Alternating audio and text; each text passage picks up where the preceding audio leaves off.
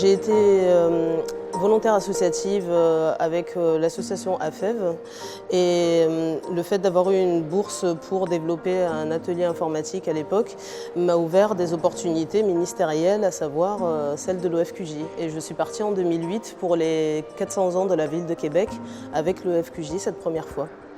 Donc après, ce qui s'est passé, c'est que je suis partie cette année au deuxième Forum mondial de la langue française à Liège, où j'ai créé, il y a un an, j'ai créé une association et j'ai présenté les ateliers autour de la langue française, à savoir écriture d'histoire pour enfants écrite par les enfants, avec leur voix, pièces radiophoniques et versions illustrées et imprimées. L'OFQJ, c'est vraiment un tremplin de mobilité internationale, une ouverture sur la francophonie touchant 80 pays. Donc sortir de l'Europe et de toucher vraiment à tous les continents, parce que j'ai rencontré des gens du Vietnam, de Madagascar, Québec, que sais-je encore, les surprises que ça m'apportera, comme par exemple me retrouver à Kiev aujourd'hui. Donc dans ce Parlement européen des jeunes francophones, ce qui m'a surpris, c'est l'implication des jeunes et leur méthodologie.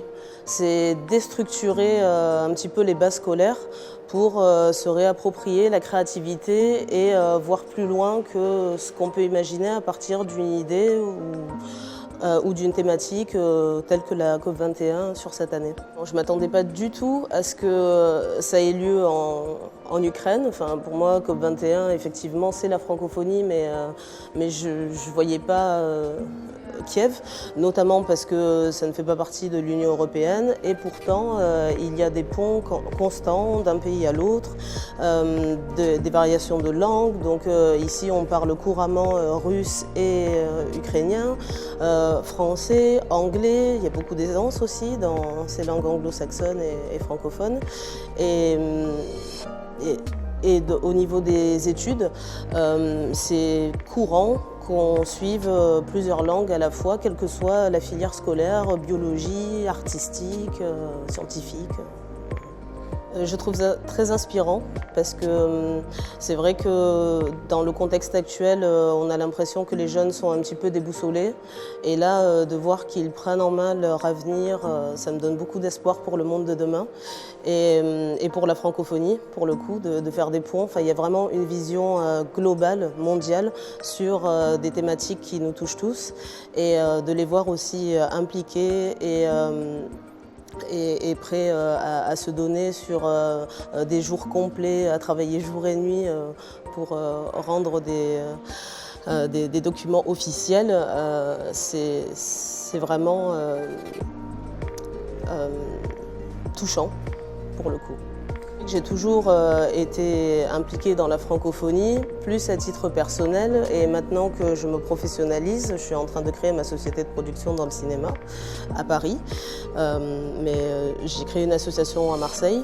Le fait de développer des ateliers jeunesse autour de la création sonore, de l'écriture et du cinéma, parce qu'à la base je suis réalisatrice scénariste, ça me permet en plus de tourner des films à l'étranger, également de développer des ateliers, de créer un autre lien beaucoup plus intime, d'être plus près de la population et vraiment de développer davantage encore ces liens francophones. Ma mère est malgache et mon père est italien. Ils se sont rencontrés à Mayotte, une zone francophone pour le coup. Je suis donc née à Marseille et le fait justement d'avoir cette passion du voyage de naissance fait que automatiquement, par la francophonie, je suis déjà amenée à deux pays, l'Italie et Madagascar. Mais là, de me retrouver à Kiev ou d'être allée au Canada ou d'être allée en Angleterre et prochainement en République tchèque aussi, font que ça fait partie intégrante de moi, de mon mixage et des valeurs francophones.